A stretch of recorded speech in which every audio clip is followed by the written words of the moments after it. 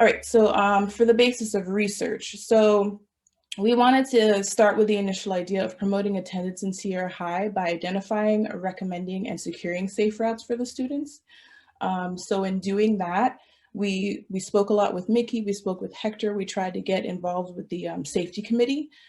With the safety committee, they were so welcoming in engaging us and telling us all about their district, telling us about the things that were going on to help students and support them and their families. So then we realized we needed to shift direction towards chronic absenteeism instead of like safe routes. We began to analyze attendance data from the high schools in the area. We wanted to identify the attendance problem and define truancy against that. We also wanted to identify the barriers to attendance through qualitative research. So of course, focus groups and key informant interviews. And then from there, hopefully we could offer some recommendations to how the students can overcome these barriers. As far as our question, we wanted to go with, if there is an issue with attendance, then how is that issue being presented? Where can we see that issue? And then finding the evidence to definitively determine that attendance was an issue in San Bernardino.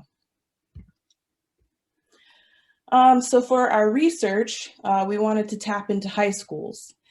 There's actually a lot of engagement with middle schools in San Bernardino, but we wanted to focus on the high schools, especially since Hector is a principal at Sierra High School, which is one of the alternative high schools there. So in total, the City Unified School District has 6 comprehensive high schools, and there's 3 alternatives, 2 of those being positive attendance schools, which cater to students with low amount of credits, and the other school that caters to students with higher academic success. For our project, we chose San Bernardino High School, Pacific High School, and of course, Sierra High, which is one of the alternative high schools. We used a ranking system to choose these schools, focusing on SES, socioeconomic status. We measured that by proxy indicator, that being the percent of students that qualified for free or reduced school lunches in 2018. Then we looked at truancy data, which was provided by the schools based on the present. We took that into account, the days that were missing, the days that they were excused during the school year of 2015-2016, and then 2017-2018. In addition to that, we also accounted for the number of students that were enrolled, the students that were no longer enrolled, and then we had to adjust for those days of appointment. For the absenteeism trend, again, we looked at the school years of 2015-2016 and then 2017-2018, and we measured the difference, measured by the difference in the mean percentage for that. For chronic absenteeism, we took that data from something called the Hamilton Project, which was super helpful. That looked at absenteeism overall, but it didn't account for excused absences. And then you see there in that last column, we have the Gis Crime Data. So we looked at that on this map. It was really cool. My teammates, they got in contact with Dr. Seth Wayafi, who is a GIS genius, and he helped them develop this map. So with this, you see the schools, the 6 high schools, the comprehensive high schools, and then our 1 Sierra High that's there. With this, we wanted to look at the crime index surrounding those schools and see if that was of any impact, just for that extra data. Looking at the layer, you see there in the key, the block group range. It's shown in the legend from 2018 USA Crime Index. So that reports according to state, county, zip code, and of course the block group index value. So as you can see, it's kind of pretty saturated for as far as crime goes there. Okay, so we wanted to define chronic absenteeism. What we found is that it means missing 10% or more of a school year. So that's approximately 18 days of a year, and that includes excused absences. So in general, a high rate of chronic absenteeism would be more than 20% of the students being chronically absent. And then an extreme rate would be 30% of those students being absent. So based on our information from the Hamilton Project for the school year of 2015 to 2016, we found that San Bernardino had a chronic absenteeism rate of 24.5%. So that was significantly higher than the state, which is at 15.4, and the entire country, which is at 21.2 for that time period. So with qualitative data collection, like I mentioned, we wanted to do key informant interviews and focus groups. We really wanted to understand the experience barriers that were impacting students, resulting in chronic absenteeism, and how that impacted them beyond even the school campus. So we also, and then taking that, we wanted to identify facilitators to good attendance that could even be utilized for future interventions, and maybe just understanding student motivation. We partnered with the Institute of Community Partnership.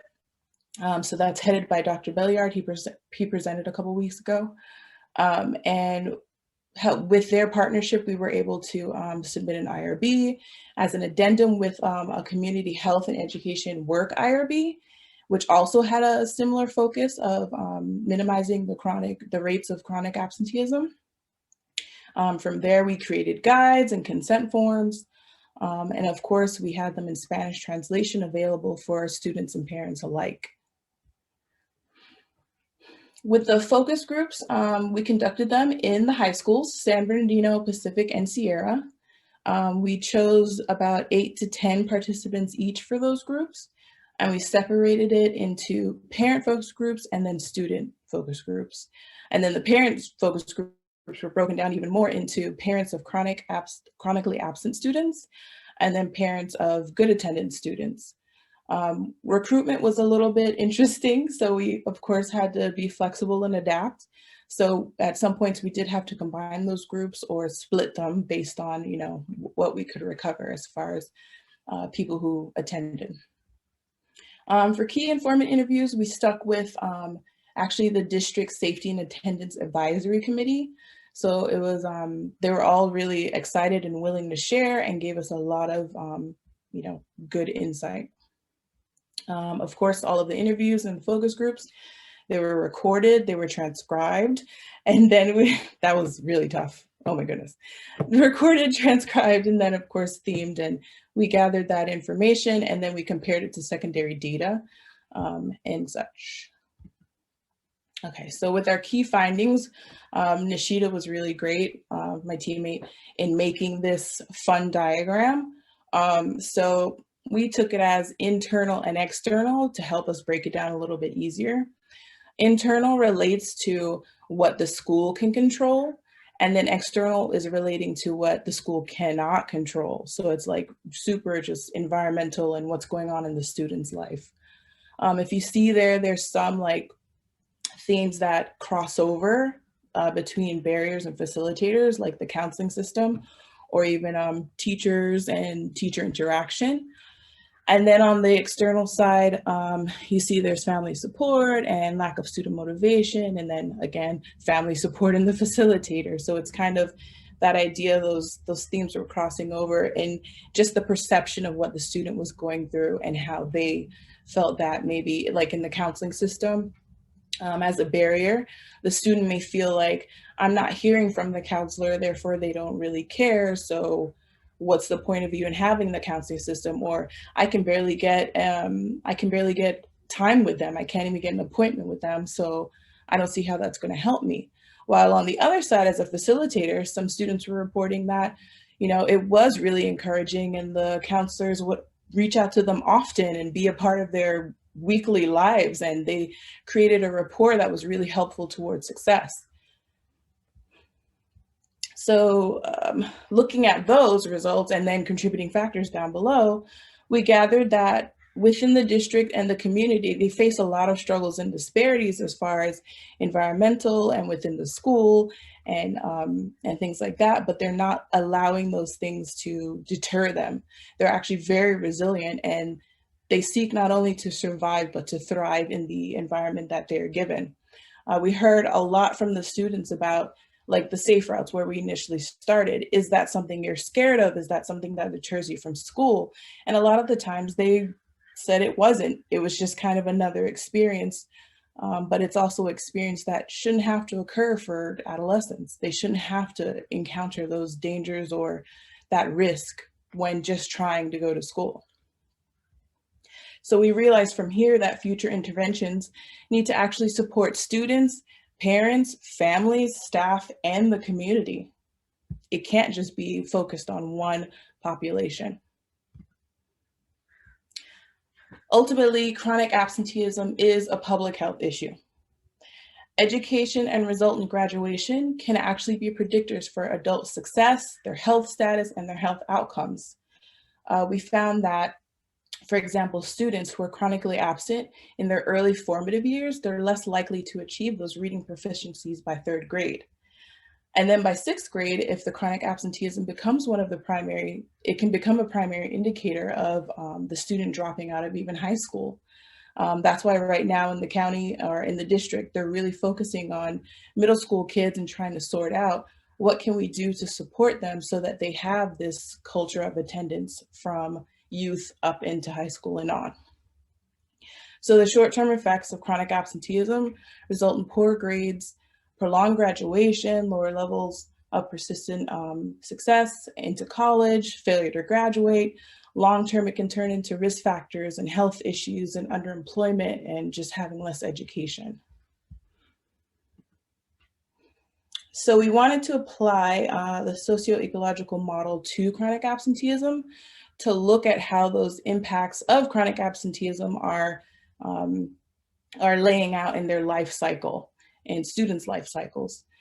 We just wanted to break down those contributing factors to help us understand the complexities of chronic absenteeism and gain more insight into potential interventions. So from an individual perspective, the contributing factors to attendance rely in health and challenging life situations. So with health, it could be behavioral, it could be mental, it could be emotional. And with challenging life situations, it could be socioeconomic factors that are outside of their control, like access to resources, maybe their parents not having a job at the moment, housing insecurity, etc. We noticed in our research, there was a lot of talk about sibling care. There was some talk about having to work as a priority versus going to school. We saw those layers of what these students actually have to deal with. So essentially these issues, they're vital to assess because they undermine student engagement. And it could lead to unsafe coping mechanisms or self-medication or amplified reactive aggression, suicide, mood disorders. You just don't know what these students are dealing with and where they're actually coming from. Another thing to think about is their sustained level of stress, fear, or anxiety. So if those are left unbuffered without support, it could result in memory interference, lacking self-regulation, hypervigilance, having a narrowed focus on responding to perceived threats, decreased cognitive performance. It can just really impact them as a whole. Physically, that leads to an elevated heart rate or maybe elevated blood pressure. And then an inflammatory reactivity, increasing blood sugar, of course, which all leads to chronic disease. So a protective factor towards that could be just engaging those students. Studies are showing that a link between student engagement and attendance is actually increased through student involvement in school-based activities. This leaves the student feeling a sense of value, feeling like they belong, like they have influence, and it could attribute to their commitment to school and reduce their likelihood to dropping out. During our research, we did have a few stories from students saying that they were involved in basketball or they were involved in, committees and they had a leadership role. One student really stood out. She was actually praised by other students for just being so successful and outspoken and being a true leader. It really contributed to their good attendance. As far as interpersonal contributing factors, so students' motivation, behavior, and perceptions, they can be significantly influenced by social support, which is gained through their social network. So building on that capital, we can hopefully help to promote them through their developmental years. So with parental involvement, So this one it's important. During our research, it was tough to get parents to come to those focus groups, whether they were working or maybe they just weren't aware. It's really tough to get them involved. With Hector, the principal, we really tried to work with him to figure out how can we reach out to these parents and get them excited and want to tell us their stories so that we can hear their perspectives and see what we can do to help them. So in that, we found that it really is important for parents to be engaged, not only in focus groups or giving their opinions, but just shaping the growth of their child and how they are adapting to school and how they are developing throughout their years.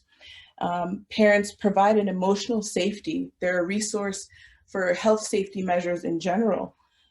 They also help support with learning or education or career goals. And getting involved in social activities. For non-parental adults, like maybe faculty or staff at a school, it's important that they work to increase a positive academic environment for these students as well. You want the students to feel comfortable and safe at school and have positive attitudes about even coming to school.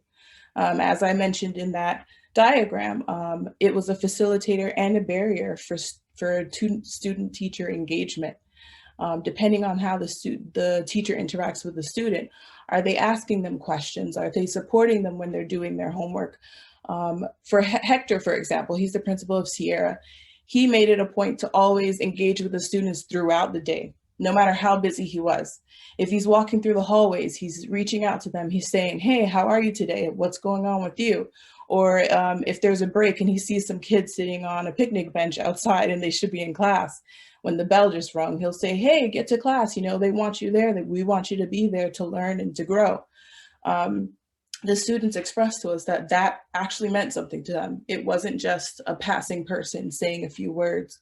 It actually promoted a feeling of wanting to be at school, feeling safe at school, and having someone that cares about you and who wants to engage with you. With peers. So according to the CDC, peer influence is super powerful. It's a strategy that can be used to improve child and adolescent protective factors to mitigate adverse health and educational outcomes. So these peer social groups are examples of how a student can become competent, maybe even with completing homework assignments or engaging in social activities or a willingness to help others. Having those positive people there with you to influence how you're carrying out your day, even at school or even outside of school, is important to how you will, want to achieve success or your goals in general. With organizational contributing factors, so school can be a really powerful institution to facilitate resources and services for students and for families alike that can support improved attendance. As you see there in that diagram, the school and community factors do have an impact on student outcomes. So you want to create a welcoming and supportive environment just to compel the students to come to school, to be there at school, and convince the parents that this is a good place for their students to come and it's worth the effort of being there. As far as with school support, there could be interventions like, for example, the integrated student supports. So this promotes academic success by targeting academic and non-academic barriers, especially for minority and low-income students. This would include linking families and students to physical and mental health care, connecting families and parents to education and family counseling, or maybe food banks or employment assistance. It's kind of supporting them in that effort that we realize that outside of school, you have these issues that you need to deal with, and we want to support you there so then we can support you also here. It becomes really a collaborative resource. It supports students by assessing and mitigating individual and pending issues that affect them overall. As far as supporting students, there's actually 6 types of involvement that schools can use to engage engage parents. That being providing parent support, communicating with parents, simply that, just talking to them and reaching out to them. providing a variety of volunteer opportunities for parents, supporting learning at home, making parents a part of the decision making at schools, and then collaborating with the community. So all of these activities will facilitate parental awareness, restorative school-teacher-parent relationship, communication, and collaboration towards improved student attendance, as well as long-term achievement. For the community, so not feeling safe in the community, experiencing violence or harassment, or maybe where you're located is not the safest, it matters. We did hear a few stories from the students about maybe just not so great looking people being in the neighborhood, or even when we did a windshield survey, we observed that there's a lot of vacant lots with debris and construction, and not so friendly individuals maybe at green spaces in parks, or just walking along the roads. All of those things impact the student and how they feel even when they get to school, and maybe how the parents feel on their way to school as well. Just that dynamic of, is my student safe? Is my child safe getting to school? So healthy neighborhoods could be a component to supporting this. According to the National Education Association, there's actually a higher incidence of chronic absenteeism affecting students within urban districts, especially in high poverty areas, regardless of their jurisdiction. This tends to overlap with characteristics like ethnicity, student disability, English learners, foster or homeless youth. So like I mentioned, you want to be able to encourage those students and, again, acknowledge and validate the issue of, yes, we realize this area may not be safe. One intervention that is happening right now in the school district is supported by the Positive Youth Development Department, and they had something called Operation Student Recovery. So this is an initiative where staff, faculty, and community partners actually walk with students to school. They kind of make it an exciting, like, parade to school. They have posters sometimes. They have, people there just supporting the students, making it kind of a safe and exciting event.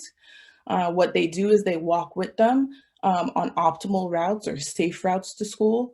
So that way the students have different options, and they kind of map it out so that they know that there is a safe place for them to walk, and you don't have to necessarily be worried about your student. And I feel like that's just really supportive for them.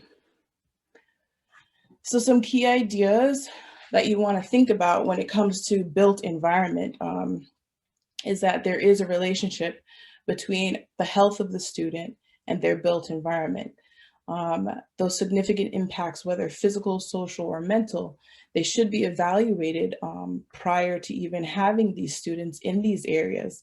Like I mentioned in the Crime Map Index, our leaders in schools and in government should be looking at those determinants and realizing that we have to protect our kids, and we have to figure out interventions that can better support them so that they can safely go to a place and learn and grow and be encouraged. Another factor was transportation. So in talking with Mickey and Hector, we found that in the school district, high schoolers living within 3.5 miles of the school actually don't qualify for transportation using the school buses in the district. This increases their dependency on walking to school, public transportation, or relying on family members. This becomes a really tough situation, especially since with Sierra High as an alternative school, that's a place where students go from their home high schools. So if they do poorly with attendance, say at San Bernardino High, and they're transferred to Sierra, they now have to make up another maybe 30 minutes of commute time to figure out, how am I going to get to that school if I originally didn't even live in that area? So transportation is definitely something that has to be looked into and supported. So that way it's not a journey. We heard many stories from students saying that They woke up super early, they took a bus 30 minutes to like a midpoint, and then they had to walk another 30 minutes to an hour to get to school. It's kind of harkens back to those jokes of parents saying, well, I walked 20 miles to school. It's still happening. Students are still dealing with that barrier, and it can be discouraging if that motivation is not there. Next, we have public policy as a contributing factor. So in 2002, the No Child Left Behind Act actually implemented average daily attendance. So this was used to measure states to measure student attendance. However, this tracking method didn't exactly identify with students experiencing chronic absenteeism, so that resulted in data gaps and ineffectively measuring for the prevalence of chronic absenteeism among specialized populations like with race, ethnicity, and SES. Thankfully, California legislation currently now has a better method of tracking student attendance according to Assembly Bill 2815. So this requires the appointment of a supervisor of attendance within the school district to actually be in place and support tracking student attendance. And if necessary, they conduct interventions like counseling or tutoring.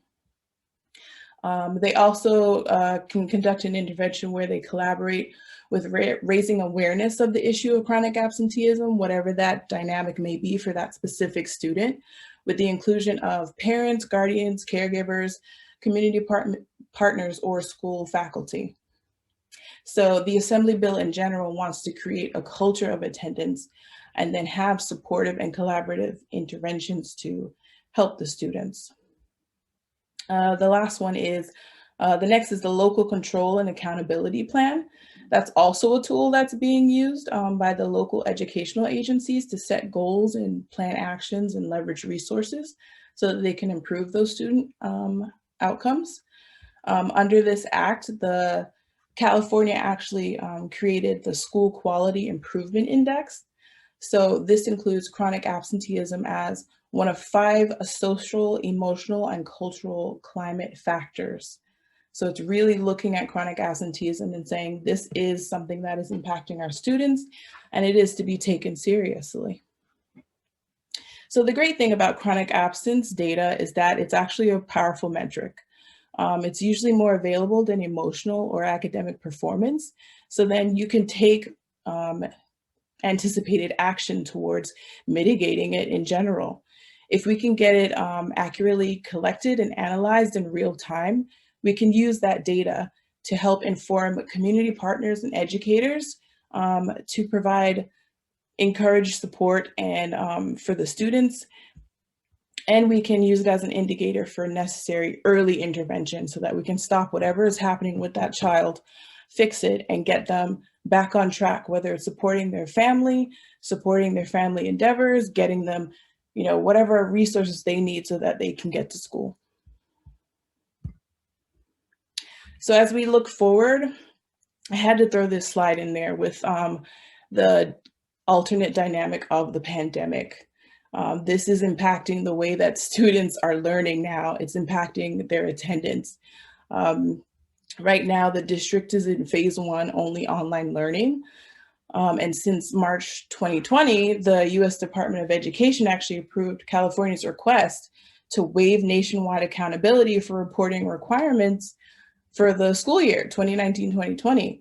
So thinking of this drastic move, we have to now look at our students and really get involved and be vigilant with how they are attending school, how they're engaging with teachers and students, and how the parents are engaging with the teachers. It kind of creates a new dynamic for chronic absenteeism research, maybe taking it in a new direction to looking at those home environment impacts and how they're working out on how the student is attending school and how they're maintaining that engagement now that they're not in that school environment.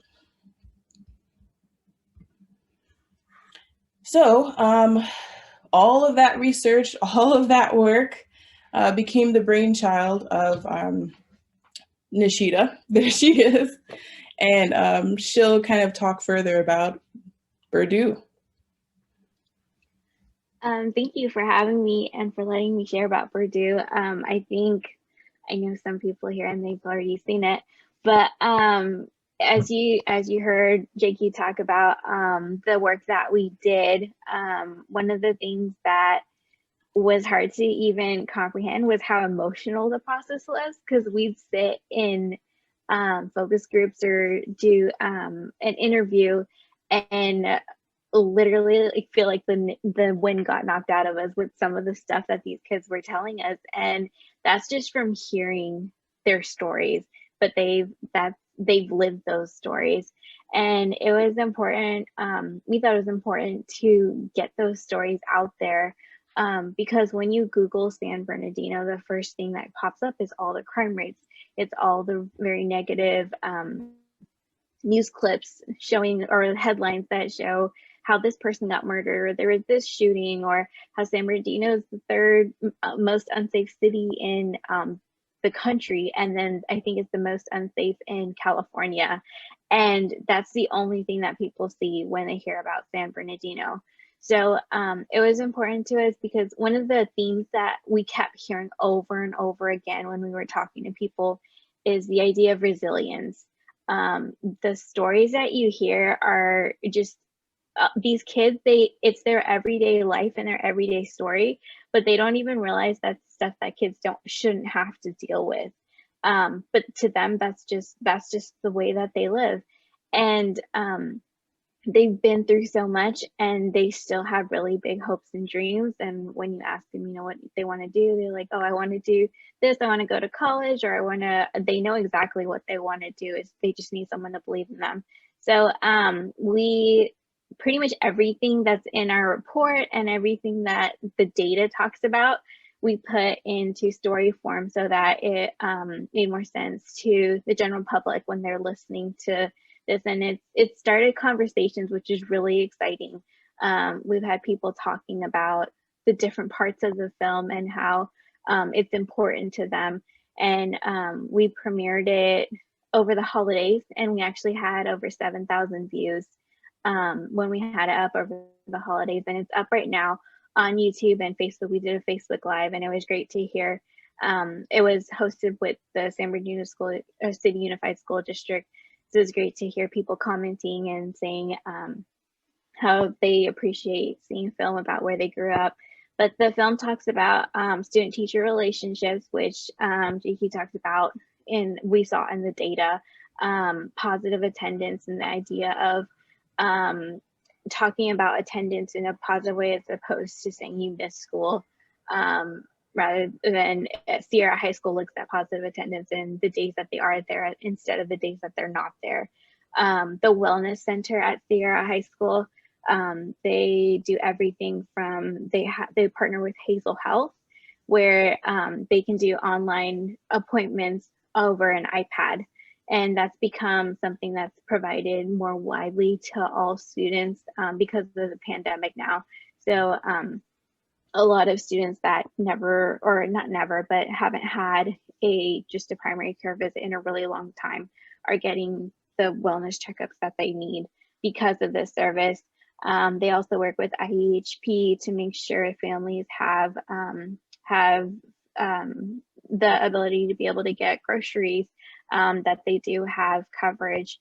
They also work with mental health. They actually work with Loma Linda University with the behavioral therapists, and they provide mental health services for the students and for their families as well. Because a lot of times when kids do come to Sierra High School, they've gone through a lot, or there's a reason for them to not be doing well in school. And so Sierra High School looks at academic health, but they also look at the mental and financial and all the other different forms of health as well. That's just as important. We also talk about safety and transportation. Jakey talked about the safe routes where they walk around. We got to follow along one day. We talked with Eric Vatier, who does a bunch of stuff just to keep up with the safety. San Bernardino is one of the biggest school districts in California, and it has a lot of area. So it's a lot to try to keep up with all the different properties and where kids are walking. We also talk about housing security, there's the program Atlas, which deals with foster and homeless youth. Also with families, and especially a lot of times we think of, either homeless where you're completely out on the street and you don't have a home at all or have any type of security. But they look at kids that are couch surfing or families that are staying with other families and they don't have a stable family home. So they look at the whole spectrum. And then nutrition and food security, one of the biggest things was making sure families still had food. I think it's like 95% of San Bernardino students qualify for food at school and for subsidized meals. So to try to be able to keep providing that, the nutrition services, what they did through COVID, we got to go and follow them for a day and get footage of that. And then also we talked with a couple kids and teachers about the COVID-19 with the distance learning and what that's doing for students now. It was already hard for these kids to show up to physical school, but now to have to show up to online school. And in some ways it's helped because some kids are more flexible now. So the kids that are working, it's worked out where they can do school when they need to, and then they can also have a job, because a lot of these kids, when the pandemic hit, got another job to help their families out. So it gives them balance, but at the same time, to not have that actual physical support of being in a school setting and being with teachers and peers. And then the last thing we cover is the peer-based youth court, which once everything opens up, if you get a chance to visit, you have to go visit. It's the first time we as our team were introduced to the school district and to the students. It's just a very cool program. It's kids that would, have to go have things put on their permanent record for things like having a knife, but the reason they have a knife is because they don't feel safe walking to school or being at school. So that's why they have a knife, and that's why they're getting caught with the knife. But it's just they're in a hard place, and instead of them being punished or not being suspended so they can't go to school, they take classes. They're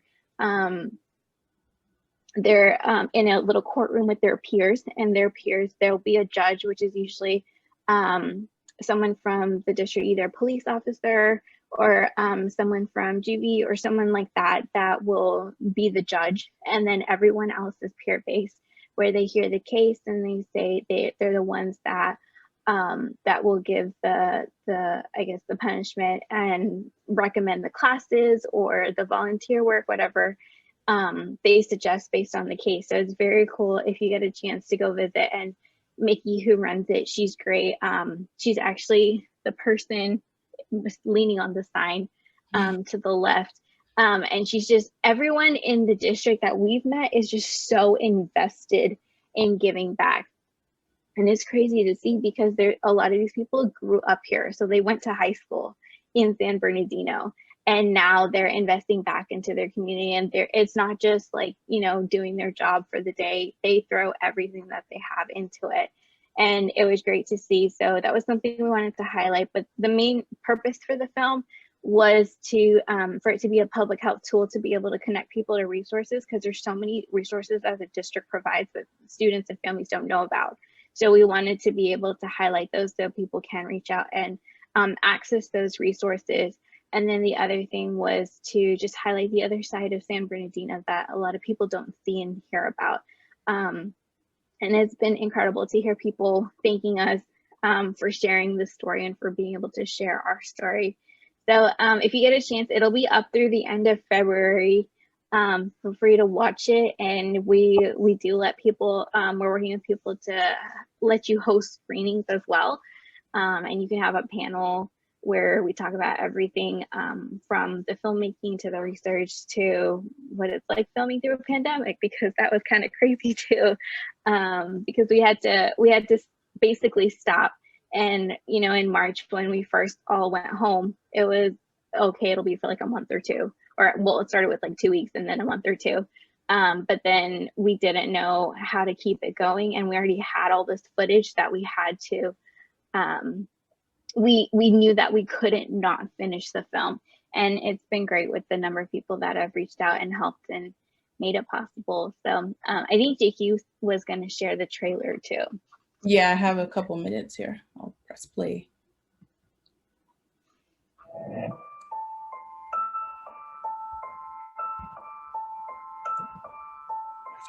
In San Bernardino, you have some brilliance here. Oh my gosh. You know, people like, oh, they can't do this and that. Watch, they're hustlers. These kids are entrepreneurs like nobody's business. Our systems don't always value that brilliance. And so if we could actually tap into like, man, can you see what that kid can do? Like, look, instead of just knocking it down, we could channel it into something more positive and value that skill and that strength. I grew up in rough areas. I grew up at Baseline and Waterman and Pacific and Del Rosa and rode my bike to Del Vallejo Middle School as a student. So I know the challenges that our kids face simply getting to and from school. And sometimes by the time they arrive, they're exhausted from dealing with those challenges. And so it's really important for me, being a product of San Bernardino, to do my best to make sure that those outside factors are eliminated. What gives kids hope, what gives people in this city hope, is taking pride. Although everything's not good, just take pride in, I take pride in where I come from. I take pride in the adversity that I overcome. I take pride in the people that have put their time and efforts into helping me become the person I am today. And with that alone, there's hope for this city for sure.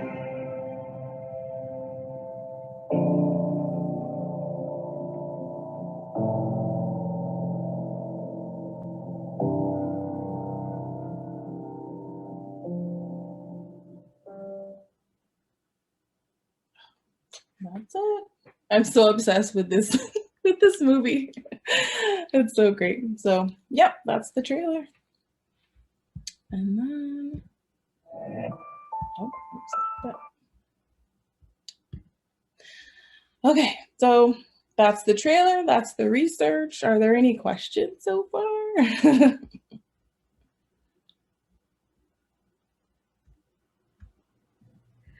Jonquile, I have a question. Yeah.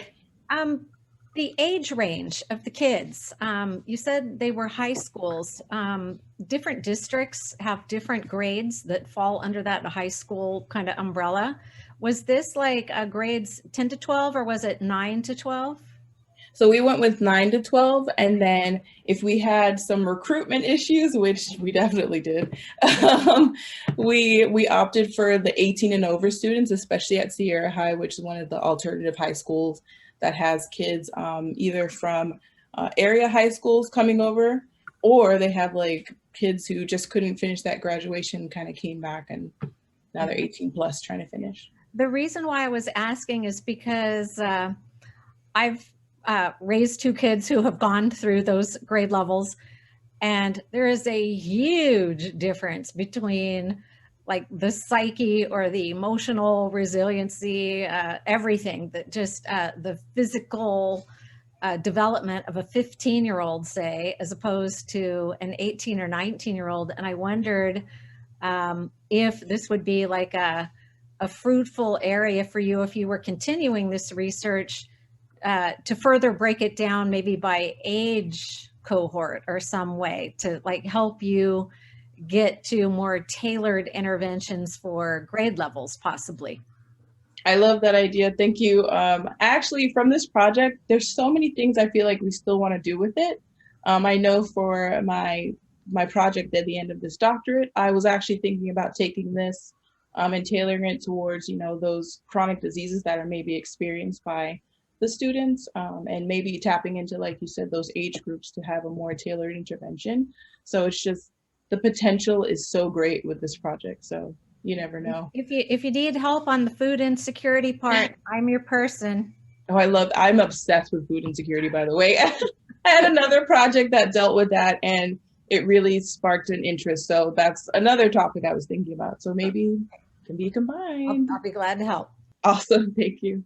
Nishi, do you have anything to add? No, I think same thing. There were so many ways that this project, like, I feel like we barely scratched the surface on this project because there was so much that came up. And I think one thing that we realized is for the first time, people were actually asking the students the questions. Like, I don't think they've ever really had to answer the questions we were asking them about, well, how do you feel about that? Or what struggles do you have? They just do it day in, day out. And so there's so much that could be dissected within this, like it barely scratches the surface. Mm-hmm. So I have a question, a few questions here. When the kids stay they don't go to school, what do you guys figure it out what they do? I mean, they stay home, or do you have information on that? We actually engaged with some of the community health workers who actually are parents of students themselves in the district. And they just felt it was their opportunity to reach out and really support parents and families in that way. So as community health workers, they did kind of reveal to us that sometimes the students are just staying home. Sometimes they don't have that parent who's saying, hey, get up and go to school. So there's that lack of motivation there. Sometimes they're working and they just can't make it to school. And instead of maybe sharing that struggle with someone in the school environment, they just take it upon themselves, they stuff it down, they have to deal with it. And they're looked at as, you know, kids who don't want to go to school, when in fact, sometimes they just can't. They have to go to work instead. So yeah, we heard a few of those dynamics. Nishida, what do you think? The other one too is some of the kids that were more ditching just to ditch. A lot of them did have like family at home that they needed to take care of, or siblings, but the ones that just ditched to ditch would stay on campus because campus is the safest place for them in San Bernardino. So they would just hang out, like ditch class, but they would hang out on campus and be at school, just not actually in class. Because the other thing that we learned too is some of these kids, they have friends in like the opposite sides of San Bernardino, and school is the one time that they get to hang out with their friends. So they'd rather hang out with their friends on campus than go to class. And those are the ones that ditch just to ditch, but a lot of them do have like family at home or work or different real situations that they're not going to school for. Yeah. Do they have a real or open gang involvement that would be a factor there? Did you guys found this, or? Actually, I don't recall hearing much about gangs. I know it's something I feel like we could look into that. And again, this just scratched the surface. There's so much more we could look into, but I didn't hear much about gangs. What do you think, Nishida? No, and also the groups that we did. So we did those that were, we said good attendance and bad attendance, and we had much more of the good attendance. So as it is, I think that's a limitation because the kids that we were working with are kids that were good at school and took school seriously, and those that weren't were already at Sierra High School, where they were at a point where they had already messed up and they kind of already made that turnaround. So that wasn't really conversations we heard. But then also, I don't know that we would have gotten to a point where they would have even shared that kind of information with us, just because it was just a 1 hour focus group with different people. So maybe with like in-depth conversations, we could have broken that down. Mm-hmm. Yeah, we just have the impression in San Bernardino that there is a heavy gang involvement, but it looks like you guys didn't feel like there is something like that. No. No, honestly, it really didn't come up, which is, yeah, it really didn't. You know, those kids, they deal with a lot of issues, but we found that it was really more about just trying to get through their home life and trying to function as adults when they're just kids. So my last question is regarding the school. So is the school changing? Is the school proactive on those measures? Are they engaged on doing the part that they should do in terms of engaging the students? I mean, I felt like they were super engaged. Like Nishida mentioned, they do have a lot going on in the school district to relate to these kids and reach out and support them, especially with them being from the area. There's that extra compassion and sense of urgency to where it's like, if I can make it, so can you, and here's how we can do it together. So I know they do have a lot of interventions, like Nishina mentioned, the youth court, which was a powerful one to experience, having that peer-to-peer engagement about, okay, something bad happened at school, or it's happening outside of school that you brought into school, and now as a peer, we're gonna talk you through that and to be an example for you and support you through that. Nishia, what do you think? Yeah, I agree. At that final meeting that we had, they were in the process of voting in their new superintendent. That was put on hold, but we had principal, looking at her name, but she was from Pacific High School, and she was kind of representing the other principals and like came to like gain information and give it back to them. And even with Hector, I've had the opportunity to work with Hector now as a client. But their biggest thing is, I think, from like the leadership and from all the principals that are, at least from who we've met, that are in place now, they definitely recognize the need for change and they want to make change happen. But there's also a lot of teachers that have been teaching for years, and to try to get them on the same page and to, first of all, recognize that there's even a problem, because they know that the kids are struggling and acting out, but they don't think it's necessarily a problem with the school or with classes. So from the leadership, I think there's definitely that want for change and trying to make new things happen. But then it's trying to get everyone else on the school and on the same page as well. And with COVID, I don't know. I feel like they probably all took a step back, which is kind of hard, because they were definitely on even from when we started the project to when we ended the project, there were so many changes that took place. Mm-hmm. Yeah, so there's definitely room to grow. Sorry, go ahead. I just had a question for both you ladies. How do you think this project has shaped your view of public health, and like what's your main takeaway? Oh my gosh.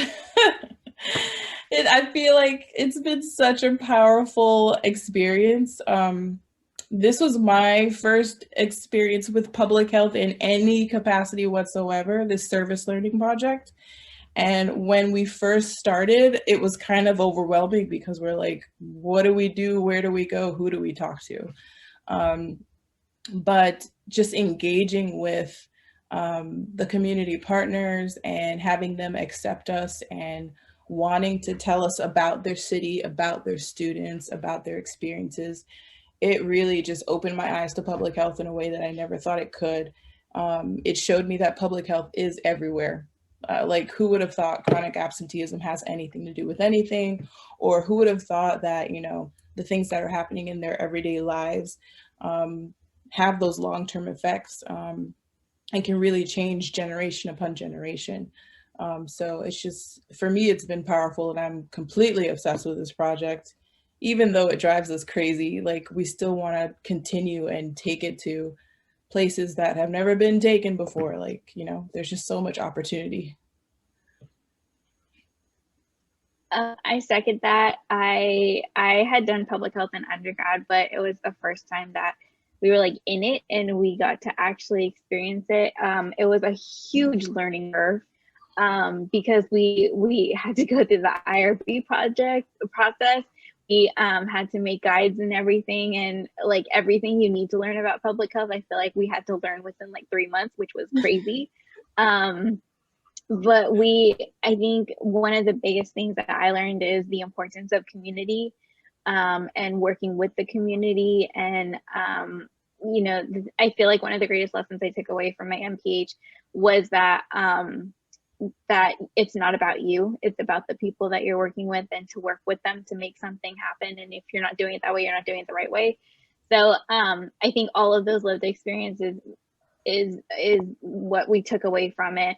I honestly don't think our program would have been the same if it wasn't for this project. Like, this project is what made our program and our experience, our MPH experience. So I feel like I got a whole new take on public health because of it. Yeah, definitely. Good job, guys. Excellent. Thank you Thank for you sharing. so much. Thank you so much. Thank you, thank you, thank you. Thank you all for Thank coming. Thank you, you. Dr. Dos Santos, for the opportunity.